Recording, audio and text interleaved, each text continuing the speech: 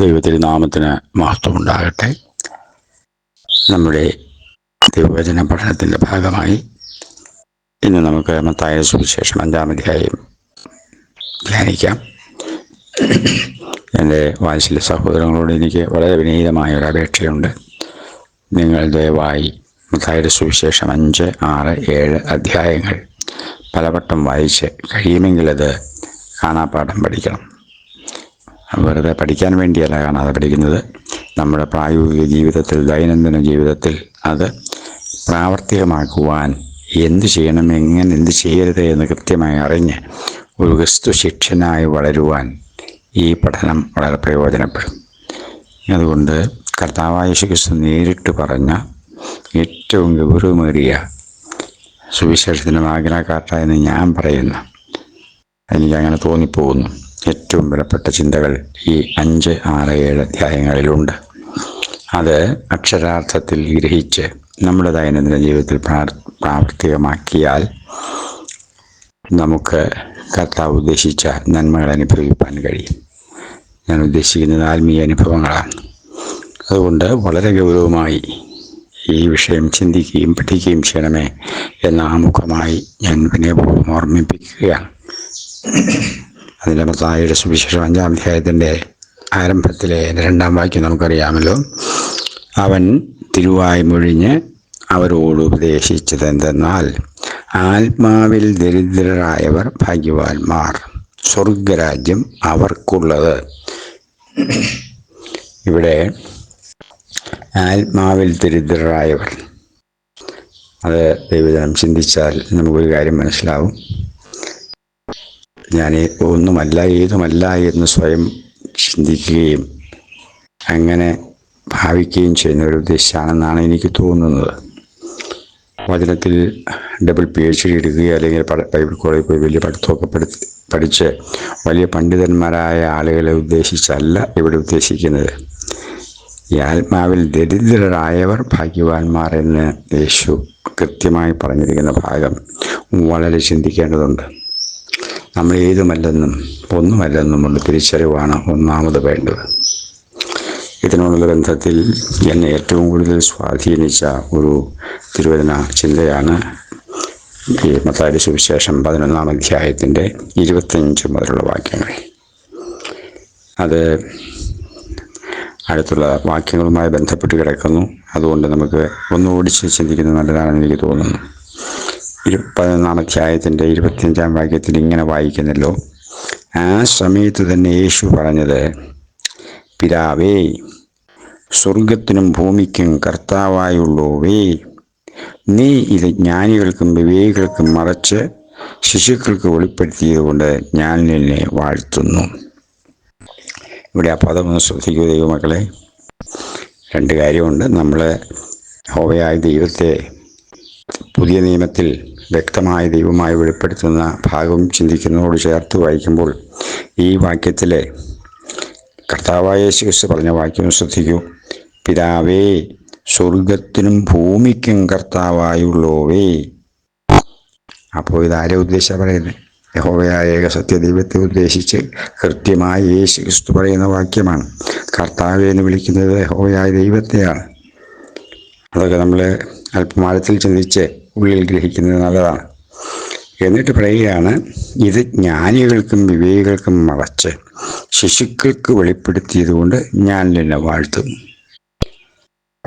ആ വാക്കിൻ്റെ അർത്ഥം ദൈവം ജനമേ ഒന്ന് ചിന്തിച്ചു നോക്കിക്കേ. വലിയ പാണ്ഡിത്യമുള്ള, വാചാലമായി പ്രാസമൊപ്പിച്ച് പ്രസംഗിക്കുന്ന കഴിവുള്ളവരുടെ, മിടുക്കന്മാരുടെ കാര്യമല്ല കർത്താവ് പറഞ്ഞത്. യേശു കർത്താവ് പറഞ്ഞത്, ജ്ഞാനികൾക്കും വിവേകികൾക്കും മറച്ച് വെച്ചിട്ട് ശിശുക്കൾക്ക് വെളിപ്പെടുത്തിയത് കൊണ്ട് ഞാൻ നിന്നെ വാഴ്ത്തുന്നു. നമുക്കറിയാം, റോമാലേഖനത്തിലൊക്കെ മനുഷ്യൻ്റെ ജ്ഞാനത്തെ ദൈവം ഭോഷത്വമാക്കിയതായിട്ട് എഴുതിയിരിക്കുന്നത് കാണാം. ജ്ഞാനത്തിൻ്റെയും വശീകരണ വാക്കുകളുടെയും തന്ത്രജ്ഞതയുടെയും അടിസ്ഥാനത്തിലല്ല സുവിശേഷ ഘോഷണം അല്ലെങ്കിൽ തിരുവചന പഠനം വേണ്ടത്.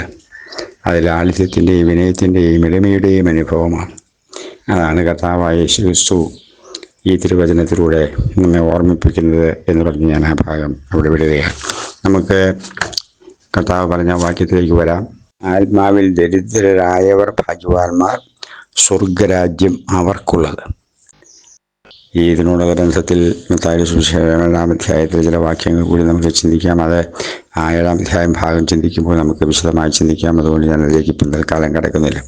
അടുത്ത വാക്യം 4-ാം വാക്യത്തിൽ ഇങ്ങനെ വായിക്കുന്നല്ലോ: ദുഃഖിക്കുന്നവർ ഭാഗ്യവാന്മാർ, അവർക്ക് ആശ്വാസം ലഭിക്കും എന്ന് പറയുന്നത്. ഇപ്പോൾ യേശുക്രിസ്തുവിനെ പറ്റിയും സുവിശേഷത്തെ പറ്റിയുമൊക്കെ പല നിലവാരത്തിൽ കഷ്ടമനുഭവിച്ച് ദുഃഖിക്കുന്നവരായവർക്ക് ആശ്വാസം ലഭിക്കുന്ന ഒരു പൊൻപുലരി ഉണ്ട് എന്ന് യേശുക്രിസ്തു നമ്മെ ഓർമ്മിപ്പിക്കുകയാണ്.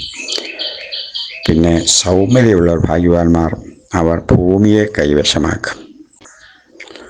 ഇത് അധികമാരും അങ്ങനെ പറഞ്ഞ് ഞാൻ കേട്ടിട്ടില്ല.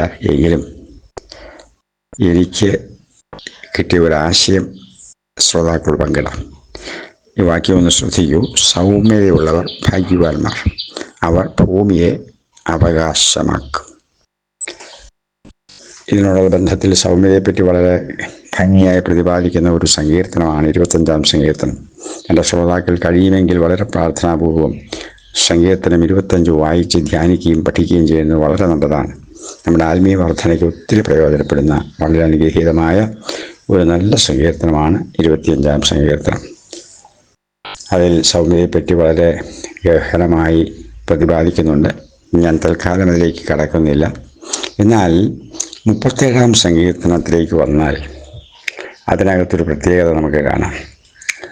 എൻ്റെ അറിവിൽപ്പെട്ടിടത്തോളം ഒരു 5 പ്രാവശ്യം ഭൂമിയെ കൈവശമാക്കാം എന്നുള്ള നിലയിലുള്ള വാക്യങ്ങൾ അതിനകത്ത് കാണാം. സങ്കീർത്തനം 37 അതിൻ്റെ 9-ാം വാക്യം, 11-ാം വാക്യം, 22-ാം വാക്യം, പിന്നെ അതിൻ്റെ എനിക്ക് തോന്നുന്നു 29-ാം വാക്യമാണ് തോന്നുന്നു, 34-ാം വാക്യം. അങ്ങനെ 5 വട്ടം, ഞങ്ങൾക്ക് റെഫറൻസ് കൃത്യം ഓർക്കുന്നില്ല, 5 പ്രാവശ്യം ഭൂമിയെ കൈവശമാക്കുന്ന കാര്യം ഒരൊറ്റ സങ്കീർത്തനത്തിൽ സങ്കീർത്തനക്കാരൻ രേഖപ്പെടുത്തിയിട്ടുള്ളത് നമുക്ക് കാണാൻ കഴിയും. ദൈവത്തിനത് വായിച്ചു നോക്കിയാൽ കൃത്യമായിട്ട് മനസ്സിലാക്കാൻ കഴിയുമല്ലോ. അതിൻ്റെ അർത്ഥം എന്താണ്? ഞാൻ ചിന്തിച്ചിട്ട് എനിക്ക് കിട്ടിയ കാഴ്ചപ്പാട്, ദൈവം തന്ന വെളിപ്പാടെന്നൊന്നും ഞാൻ പറയുന്നില്ല, എനിക്ക് കിട്ടിയൊരു ചിന്ത ഇങ്ങനെയാണ്. നമ്മളെ 1000-ാം ആണ്ട് വാഴ്ചയിൽ സൗമ്യമായ ഈ ഭൂമിയിൽ സൗമ്യതയോടെ കർത്താവിൻ്റെ വചനമനുസരിച്ച് ജീവിക്കുന്ന ഭക്തന്മാർക്ക് അക്കാലത്ത് ഭൂമിയെ അവകാശമായി കിട്ടുമെന്നുള്ള അർത്ഥമാണ് എന്നാണ് എനിക്ക് തോന്നുന്നത്.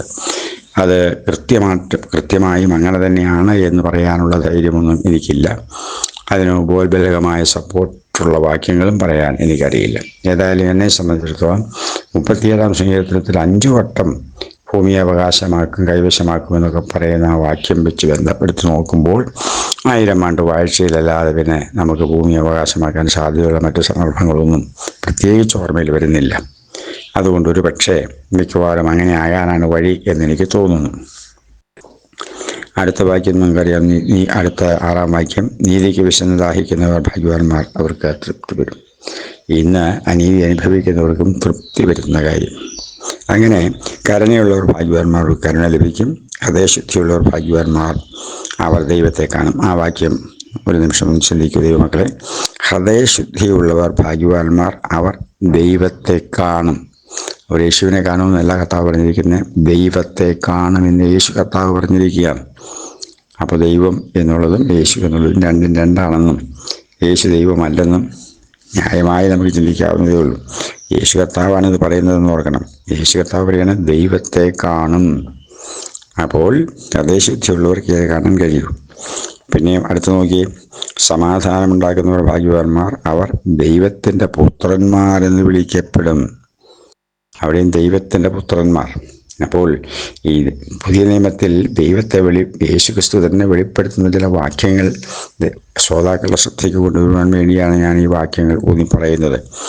ദൈവജനമേ, അതുകൊണ്ട് സത്യദൈവം, ഏക സത്യദൈവം, ആ ദൈവത്തെ നാം തിരിച്ചറിഞ്ഞ് ആ ദൈവത്തെ മനസ്സിലാക്കി യേശു കർത്താവ് നമുക്ക് വെളിപ്പെടുത്തി തന്ന തിരുവചനത്തിലൂടെ ദൈവത്തെ ഗ്രഹിച്ച് മനസ്സിലാക്കി ദൈവേഷ്ടം ചെയ്യുവാൻ നമുക്ക് ഈ നാളുകളിൽ ശ്രമിക്കാം എന്ന് പറഞ്ഞ് ഞാൻ ആ ഭാഗം ഇവിടെ വിടുകയാണ്. അടുത്തത് നമുക്കതിൻ്റെ 16-ാം വാക്യം ഒന്ന് വായിക്കാം. 5-ാം അധ്യായത്തിൻ്റെ 16-ാം വാക്യം. അങ്ങനെ തന്നെ മനുഷ്യർ നിങ്ങളുടെ നല്ല പ്രവൃത്തികളെ കണ്ട് സ്വർഗസ്ഥനായ നിങ്ങളുടെ പിതാവിനെ മഹത്വപ്പെടുത്തേണ്ടതിന് നിങ്ങളുടെ വെളിച്ചം അവരുടെ മുൻപിൽ പ്രകാശിക്കട്ടെ. ഇവിടെ 2 കാര്യം പ്രധാനമായിട്ട് ചിന്തയുണ്ട്. ഒന്ന്, നമ്മുടെ പിതാവ്, സ്വർഗസ്ഥനായ നമ്മുടെ പിതാവ് മഹത്വപ്പെടണം. അത് നോക്കിക്കേ, യേശു കർത്താവ് പറയുന്നതെന്ന് ഓർക്കണമേ, സ്വർഗസ്ഥനായ നിങ്ങളുടെ പിതാവ്, അതായത് നമ്മുടെ പിതാവ് മഹത്വപ്പെടേണ്ടതിന് നിങ്ങളുടെ വെളിച്ചം, അതായത് നമ്മുടെ വെളിച്ചം അവരുടെ മുൻപിൽ പ്രകാശിക്കട്ടെ എന്ന് പറഞ്ഞാൽ നമ്മൾ കൊട്ടും പാട്ടും ഒക്കെ ആയിട്ട് നടന്നുകൊണ്ട് കാര്യമില്ല. കർത്താവ് യേശു കൃത്യമായിട്ട് പറയുന്നു, നിങ്ങളുടെ നല്ല പ്രവൃത്തികളെ കണ്ട്, ആ പദം ശ്രദ്ധിക്കൂ, നിങ്ങളുടെ നല്ല പ്രവൃത്തികളെ കണ്ട് സ്വർഗസ്ഥനായ നിങ്ങളുടെ പിതാവിനെ മഹത്വപ്പെടുത്തേണ്ടതിന് നിങ്ങളുടെ വെളിച്ചം അവരുടെ മുൻപിൽ പ്രകാശിക്കട്ടെ, മറ്റുള്ളവരുടെ മുൻപിൽ പ്രകാശിക്കട്ടെ എന്ന് പറഞ്ഞാൽ നമ്മൾ പാട്ടുപാടി തുള്ളിച്ചാടി നടന്നാൽ അത് ആരും കാണുന്നില്ല. ചർച്ചിനകത്തോ വീട്ടിലൊക്കെ ചെയ്താൽ വല്ലവരും കാണുന്നുണ്ടോ?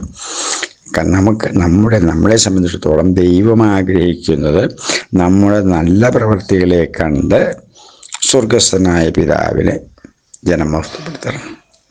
അതിന് തക്കവണ്ണം നമ്മുടെ വെളിച്ചം അവരുടെ മുൻപിൽ പ്രകാശിക്കണമെന്നാണ് കർത്താവായ യേശുക്രിസ്തു ഇവിടെ അസന്നിഗ്ധമായി നമ്മെ ഓർമ്മിപ്പിക്കുന്നത്.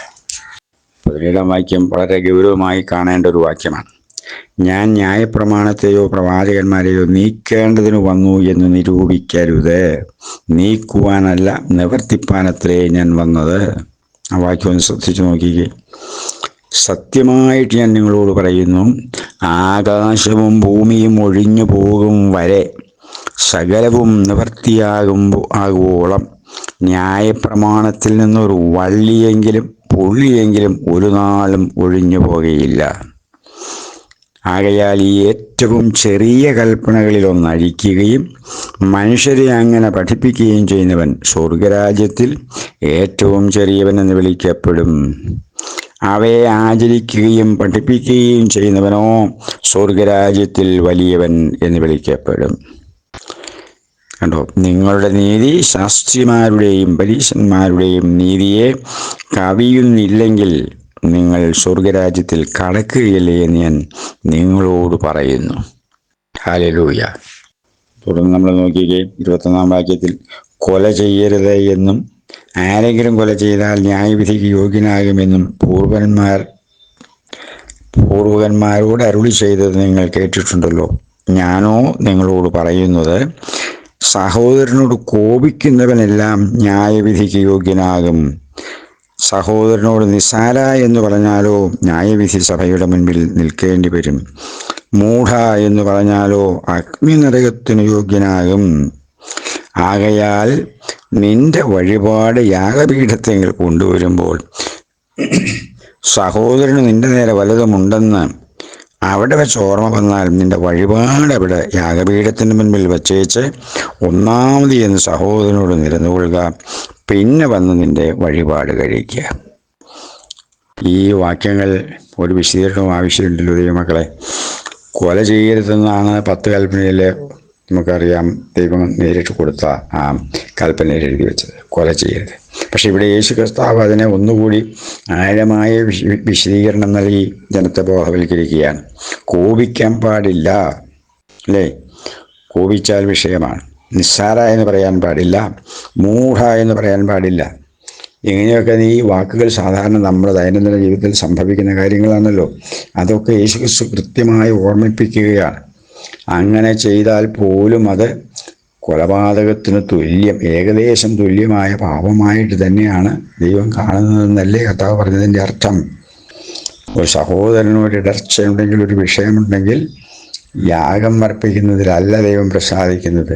സഹോദരനുമായി ആദ്യം പോയി നിരപ്പ് പ്രാപിച്ച ശേഷം വന്ന് യാഗം അർപ്പിക്കാം. ഇത്ര ഗൗരവമായി കാണേണ്ട വിഷയമാണ്. നമ്മളൊക്കെ നിസ്സാരമായി തള്ളിക്കളയുന്ന വിഷയങ്ങളല്ലേ. നമുക്ക് ഇഷ്ടമില്ലാത്ത പലരെ പറ്റിയും പലതും പറയുകയും അവരുമായി അകലം പാലിക്കുകയും ചെയ്യുന്ന അനുഭവം നമ്മളുടെയൊക്കെ ദൈനംദിന ജീവിതത്തിൽ ഉണ്ടാകാൻ സാധ്യതയുണ്ടല്ലോ ദൈവമക്കളെ. എന്നാൽ യേശുക്രിസ്തു പറയുന്ന വാക്യങ്ങൾ ഗൗരവമായി ഒന്ന് ചിന്തിക്കൂ. പഴയ നിയമത്തിൽ കൊല ചെയ്യരുതെന്ന് മാത്രമേ ദൈവം കൽപ്പിച്ചിട്ടുള്ളൂ. പക്ഷേ പുതിയ നിയമത്തിൽ വന്നപ്പോൾ കൊല ചെയ്യരുത് എന്ന ആ ഒറ്റ വാക്യത്തെ എടുത്തുകൊണ്ട് യേശു ക്രിസ്തു എത്ര വ്യക്തമായി വിശദീകരിക്കുന്നു എന്ന് ചിന്തിച്ചു നോക്കൂ. അക്ഷരാർത്ഥത്തിൽ ഒരു മനുഷ്യനെ കത്തികൊണ്ടോ വാളുകൊണ്ടോ തോക്കുകൊണ്ടോ കൊല്ലുന്ന ആ അനുഭവം മാത്രമല്ല, വാക്കുകൊണ്ട് കൊല ചെയ്യുന്ന അനുഭവം, മറ്റുള്ളവരെ വേദനിപ്പിക്കുന്ന, മുറിപ്പെടുത്തുന്ന, സങ്കടപ്പെടുത്തുന്ന ആ തരത്തിലുള്ള നടപടികൾ നമ്മുടെ ഭാഗത്തു നിന്ന്, ദൈവമക്കളുടെ ഭാഗത്തു നിന്ന് ഉണ്ടാകരുത് എന്നാണ് യേശു ക്രിസ്തു ഓർമ്മിപ്പിക്കുന്നത്. സന്ദർഭവശാൽ ഒരുപക്ഷെ അങ്ങനെ ഒരു ദൗർഭാഗ്യം നമ്മുടെ ജീവിതത്തിൽ സംഭവിച്ചാൽ നമ്മളത് യഥാസ്ഥാനപ്പെടണം എന്നുള്ള ആശയമാണ് കർത്താവ് കൃത്യമായി നമ്മെ ഓർമ്മിപ്പിക്കുന്നത്.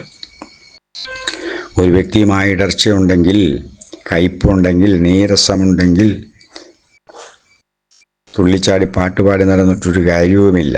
ആദ്യം ചെയ്യേണ്ടത് ആ മനുഷ്യനുമായുള്ള ക്രമീകരണമാണ് എന്ന് യേശു ക്രിസ്തു കൃത്യമായി നമ്മെ ഇവിടെ ഓർമ്മിപ്പിക്കുന്നു. അടുത്തതായി നമ്മൾ 27-ാം വാക്യത്തിലേക്ക് വന്നാൽ, വ്യഭിചാരം ചെയ്യരുത് എന്ന് അരുളി ചെയ്തത് നിങ്ങൾ കേട്ടിട്ടുണ്ടല്ലോ. ഞാനോ നിങ്ങളോട് പറയുന്നത്, സ്ത്രീയെ മോഹിക്കേണ്ടതിന് അവളെ നോക്കുന്നവനെല്ലാം ഹൃദയം കൊണ്ട് അവളോട് വ്യഭിചാരം ചെയ്തു പോയി. എന്നാൽ വലം കണ്ട് നിനക്ക് ഇടർച്ച വരുത്തുന്നു എങ്കിൽ അതിനെ ചുവന്നെടുത്ത് എറിഞ്ഞു കളയുക. നിന്റെ ശരീരം മുഴുവനും നരകത്തിൽ വീഴുന്നതിനേക്കാൾ നിന്റെ അവയവങ്ങളിലൊന്ന് നശിക്കുന്നത് നിനക്ക് പ്രയോജനമത്രേ. ബാക്കിയുള്ള കാര്യങ്ങൾ നമുക്കറിയാമല്ലോ, ഞാനത് വിശദീകരിക്കുന്നില്ല. ദൈവമക്കളെ, യഹോവയായ ദൈവം 10 കൽപ്പന തന്നപ്പോൾ വ്യഭിചാരം ചെയ്യരുതെന്ന് ഒറ്റ വാക്കിലെ കാര്യം വിശദീകരിച്ചുള്ളൂ. പക്ഷേ ഇവിടെ യേശു കർത്താവ് അതിനെ കുറച്ചുകൂടി കടുത്ത ഭാഷയിൽ വിശദീകരിക്കുകയാണ്. സ്ത്രീയെ മോഹത്തോടെ നോക്കിയാൽ അവളുമായി വ്യഭിചാരം ചെയ്തു കഴിഞ്ഞു എന്ന്.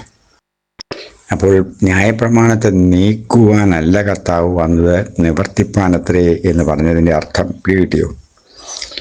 അപ്പോൾ ന്യായപ്രമാണം നമുക്ക് ബാധകമല്ലെന്നും നമ്മൾ കൃപയുടെ മക്കളാണെന്നും അതുകൊണ്ട് നമുക്കതൊന്നും ഇനി നോക്കണ്ട, യേശുവിനെ രക്ഷനായി സ്വീകരിച്ചാൽ നമ്മൾ ദൈവമക്കളായി പിന്നെ അങ്ങ് അടിച്ചു പൊളിച്ച് ജീവിക്കാം എന്ന് പഠിപ്പിക്കുന്ന അബദ്ധങ്ങൾ തിരിച്ചറിയണമേ എന്ന് വിനയപൂർവ്വം ഞാൻ അപേക്ഷിക്കുകയാണ്. യേശു ക്രിസ്തുവിനെ രക്ഷകനായി സ്വീകരിക്കുകയും സ്നാനപ്പെടുകയും ചെയ്യുമ്പോൾ നാം വീണ്ടും ജനിച്ചതേ ഉള്ളൂ. വീണ്ടും ജനിക്കുന്ന പ്രക്രിയ നടന്നു. ഒരു ശിശു മലക്ക് കുഞ്ഞ് മലന്ന് കിടക്കുന്നത് പോലെ നാം ജനിച്ചത് മാത്രമേ ഉള്ളൂ. പിന്നെയാണ് വചനമെന്ന മായമില്ലാത്ത പാല് കുടിച്ച് ക്രിസ്തു എന്ന തലയോളം വളർന്ന് ക്രിസ്തുവിൻ്റെ ശിഷ്യരാകുന്നത്. ക്രിസ്തുവിൻ്റെ ശിഷ്യരാണ് നമ്മളാകേണ്ടത്. അപ്പോൾ തന്നെ വീണ്ടും ജനിക്കുമ്പോൾ നാം ദൈവത്തിൻ്റെ മക്കളായി കഴിഞ്ഞതാനും, ദൈവത്തിൽ ജനിച്ചവർ. അതെ, അതുകൊണ്ട് ഈ ഭാഗങ്ങൾ നമ്മൾ ശ്രദ്ധിക്കുക ദൈവമക്കളെ. അടുത്തത് നമുക്ക് നോക്കാം. അതിൻ്റെ 33-ാം വാക്യത്തിൽ കള്ളസത്യം ചെയ്യരുത് എന്നും ആ ഭാഗങ്ങൾ നമുക്കറിയാമല്ലോ. ഞാനതിലേക്ക് വിശദീകരിക്കാൻ ആഗ്രഹിക്കുന്നില്ല. അവിടെ തുറന്ന് അതിൻ്റെ 38-ാം വാക്യത്തിൽ കണ്ണിന് പകരം കണ്ണും പല്ലിന് പകരം പല്ലും എന്ന് അരുളി ചെയ്തത് നിങ്ങൾ കേട്ടിട്ടുണ്ടല്ലോ. ഞാനോ നിങ്ങളോട് പറയുന്നത്, ദുഷ്ടനോട് എതിർക്കരുത്. നിന്നെ വലത്തെ ചെകിട്ടത്ത് അടിക്കുന്നവന് മറ്റേതും കാണിച്ചു കൊടുക്കുക. നിന്നോട് വ്യവഹരിച്ച് നിന്റെ വസ്ത്രമെടുപ്പാൻ ഇച്ഛിക്കുന്നവന് നിന്റെ പുതപ്പും വിട്ടുകൊടുക്കുക. ഓരോരുത്തൻ നിന്നെ ഒരു നാഴിക വഴി പോകുവാൻ നിർബന്ധിച്ചാൽ അവനോടുകൂടെ 2 നാഴിക പോവുക. യാചിക്കുന്നവന് കൊടുക്കുക, വായ്പ വാങ്ങുവാൻ ഇച്ഛിക്കുന്നവനെ ഒഴിഞ്ഞു കളയരുത്. എത്ര സിമ്പിളായിട്ട് കർത്താവ് പറഞ്ഞിരിക്കുന്നത്. ശത്രുക്കളെ എങ്ങനെ കൈകാര്യം ചെയ്യണമെന്ന് കർത്താവ് പറഞ്ഞിരിക്കുന്നത് നോക്കിക്കുക ദൈവമക്കളെ. നമ്മെ ദ്രോഹിക്കുന്നവരോ ദുഷ്ടനോട് എതിർക്കരുതെന്നാണ് പറഞ്ഞിരിക്കുന്നത്. ഇന്നിപ്പോൾ നമുക്ക് പ്രതിഷേധങ്ങൾ, പ്രകടനങ്ങളൊക്കെ കാണിക്കുന്ന ഇതൊന്നും ക്രിസ്തീയ മാർഗമേ അല്ല. നാം സംഘടിച്ച് എതിർപ്പ് പ്രകടിപ്പിക്കുന്നതും രോഷം പ്രകടിപ്പിക്കുന്നതും ഒന്നും ക്രൈസ്തവ മാർഗമേ അല്ല. എനിക്കതിനോട് യോജിക്കാനും പറ്റത്തില്ല. നമ്മൾ ഒരുപക്ഷെ അനീതി സഹിക്കേണ്ടി വന്നേക്കാം, അനീതി നേരിടേണ്ടി വന്നേക്കാം, സമൂഹത്തിൽ പല പ്രശ്നങ്ങളുണ്ടായി എന്ന് വന്നേക്കാം. അതിനെയൊക്കെ മാനുഷിക നിലയിൽ കൈകാര്യം ചെയ്യേണ്ടവരല്ല നമ്മൾ. യേശുക്രിസ്തുവിൻ്റെ ഉപദേശപ്രകാരം തന്നെ അതിനെ കൈകാര്യം ചെയ്യേണ്ടവരാണ്. അടുത്ത വാക്യം ഒന്ന് ശ്രദ്ധിക്കാൻ നമുക്ക് വളരെ ഗൗരവമായ രീതിയിൽ ചിന്ത അതിനകത്തുണ്ട്. കൂട്ടുകാരനെ സ്നേഹിക്കുക എന്നും ശത്രുവിനെ പകയ്ക്കുക എന്നും അരുളി ചെയ്തത് നിങ്ങൾ കേട്ടിട്ടുണ്ടല്ലോ. ഞാനോ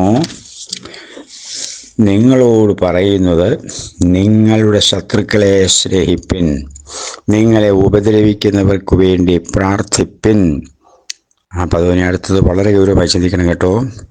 സ്വർഗസ്ഥനായ നിങ്ങളുടെ പിതാവിന് പുത്രന്മാരായി തീരേണ്ടതിന് തന്നെ. അപ്പം അതൊന്ന് നോക്കിക്കേ. സ്വർഗസ്ഥനായ നിങ്ങളുടെ പിതാവിന് പുത്രന്മാരായി തീരേണ്ടതിന് തന്നെ. ഇതിൻ്റെ അർത്ഥം എന്താ മക്കളെ?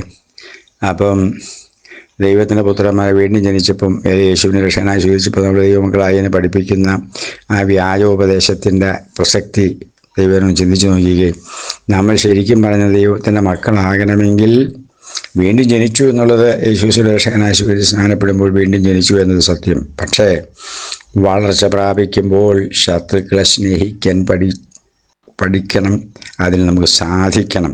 അങ്ങനെ വരുമ്പോഴാണ് നാം ദൈവമക്കളാകുന്നത്, ദൈവത്തിൻ്റെ പുത്രന്മാരാകുന്നത് എന്ന് യേശു പറഞ്ഞിരിക്കുകയാണ്. അതിനപ്പുറം വലിയ പുള്ളികളൊന്നും ഇവിടെ ആരുമില്ലല്ലോ.